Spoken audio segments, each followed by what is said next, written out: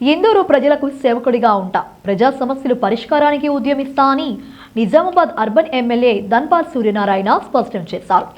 అసెంబ్లీలో ప్రమాణ స్వీకారం చేసిన తరువాత మొదటిసారిగా నిజామాబాద్ వచ్చిన ఎమ్మెల్యే ధన్పాల్ స్టూడియో 18తో ప్రత్యేకంగా మాట్లాడారు.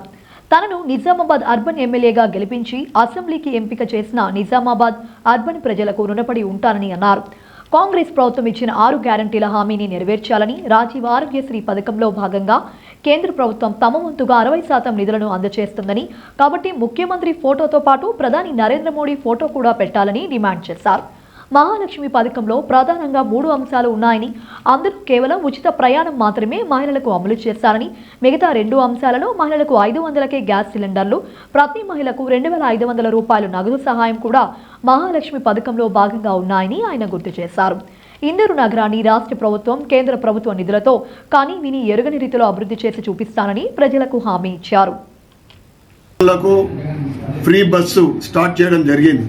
దాంట్లో 500 రూపాయలకు సిలిండరు మరియు 2500 రూపాయలు ప్రతి మహిళకి ఇచ్చే వాగ్దానం ఉంది. దాన్ని పూర్తి చేయాలని మేము వారికి అడుగుతా ఉన్నాం. దాంతోపాటు ఏదైతే రాజీవ్ ఆరోగ్యశ్రీ 10 లక్షల రూపాయల హెల్త్ ఇన్సూరెన్స్, దాన్ని కూడా మేము స్వాగతిస్తూ ఉన్నాం. కానీ 60% నిధులు ఆ హెల్త్ స్కీమ్కు కేంద్రం నుంచి రావడం జరుగుతూ ఉంది. నరేంద్ర మోడీ గారి ఫోటో వేయకపోవడం అనేది మొన్న మేము ప్రారంభించిన రోజే దానికి మేము ఆక్షేపించినాము. ప్రభుత్వ దృష్టికి కూడా మేము రాతపూర్వకంగా తీసుకెళ్తాం, ఎమ్మెల్యే అందరం కూడా కలిసి. అదేవిధంగా మిగతా గ్యారంటీస్ ఏవైతే ఉన్నాయో వాళ్ళు 100 రోజుల సమయం అడిగారు. తప్పకుండా వాటిని అమలు పరిచే విధంగా ఎక్కడ ఏది ఆటంకం జరిగినా, ఎక్కడ బ్రేక్ జరిగినా, ప్రజలకు ఇచ్చిన వాగ్దానాలు వాళ్ళు నిలబెట్టుకోకుండా వాళ్ళు ఇచ్చిన సమయానికి మించిపోయినా కానీ మేము ప్రజల పక్షాన నిలబడి నేను పోరాటం చేయడానికి, నా నియోజకవర్గ ప్రజల కోసం పోరాటం చేయడానికి సిద్ధంగా ఉన్నాను తెలియజేస్తాం.